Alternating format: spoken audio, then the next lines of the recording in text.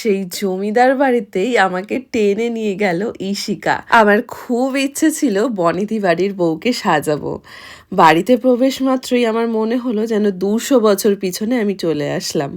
বাড়িটাও অনেকটা পুরনো, একটা দালান বাড়ি, জমিদার বাড়ি ছিল এককালে। আরও একটা মজার বিষয় হলো, এটা হলো আমার ব্রাইডের মামা বাড়ি। হ্যাঁ, এই গোটা ভেনিউটা, এই রাজবাড়িটা ছিল ডানকুনিতে, আর আমি পৌঁছে গেছিলাম ঈশিকাকে এখানে একটা ব্রাইডাল মেকআপ করতে। ঈশিকার গোটা থিমটাই ছিল গ্রাম বাংলা, মানে একদম সাবেকি সাজের সাথে যেন ভেনিউটাও পুরো গ্রাম বাংলার মতনই হয়, সেই পুরো প্ল্যানটা নিজে একা করেছিল।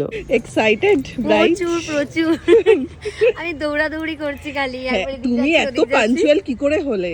মানে দেখো, আমি তো আবারও বলেছি, মানে আমি যেহেতু ডান্স প্রফেশনে আছি, তো আমার কাছে একটা শিল্পীর কাছে মানে টাইম পাংচুয়ালটা খুব জরুরি, খুব ইম্পর্টেন্ট, মানে খুব একটা ইম্পর্টেন্ট জিনিস। মানে আমি একটার আগে তুমি রেডি, একদম আমি 1 মিনিট মানে আগে যাব, তো আমি পরে যাব না।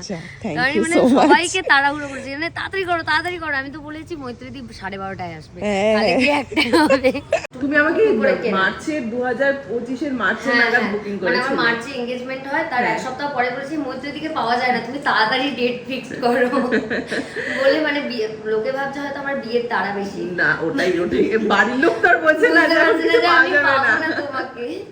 আচ্ছা, সাজ নিয়ে যদি কিছু বলার থাকে তোমার? সাজ নিয়ে বলতে গেলে আমি যেমন মানে একদম সাবেকি সাটেল লুক চাইছি।